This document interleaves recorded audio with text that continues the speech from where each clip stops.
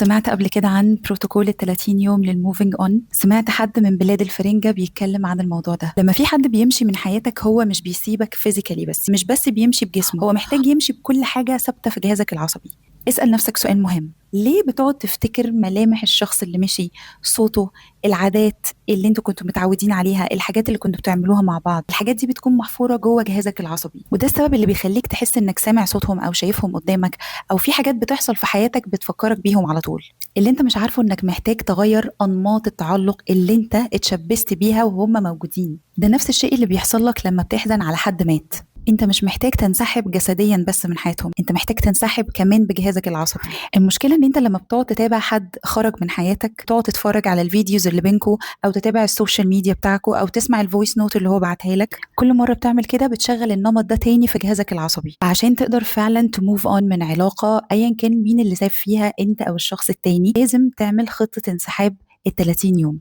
كأنك بتعمل خطة تنظيف كامل، بتشيل كل الصور بتاعتهم، تمنع نفسك خالص انك تراقب السوشيال ميديا بتاعتهم.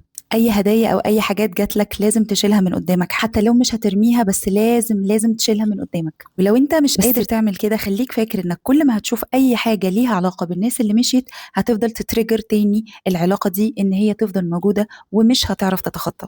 غير الديكور بتاع اوضتك، غير المكان اللي انت قاعد فيه، وضبه، ادهنه بشكل مختلف، ابدأ اعمل عادات مختلفة وابسط نفسك بطريقة مختلفة بعيد عن الشخص اللي انت كنت متعود عليه. اي حاجة بتفكرك بيهم هتفضل تمنعك انك تمشي تاخد خطوة لقدام. فحاول تتخلص من كل حاجة حواليك كانت بتفكرك بيهم. مش لازم تمسك الحاجات تكسرها او تحرقها او ترميها، بس على الاقل شيلها في مكان بعيد عنك تبقى مش شايفه دلوقتي. بطل تتابع حياتهم من بعيد، وبطل تعلق نفسك بحياة خلاص انتهت. انا عارفة ان الكلام ده صعب، بس عارفة برضو انه حقيقي.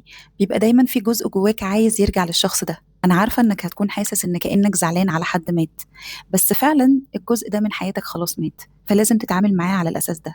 عشان كده عجبتني فكرة بروتوكول الانسحاب 30 يوم، انك 30 يوم هتقطع اي حاجة وكل حاجة هتفكرك بيهم، عشان تساعد جهازك العصبي انه يتعود ان هما ما بقوش موجودين في حياتك خلاص.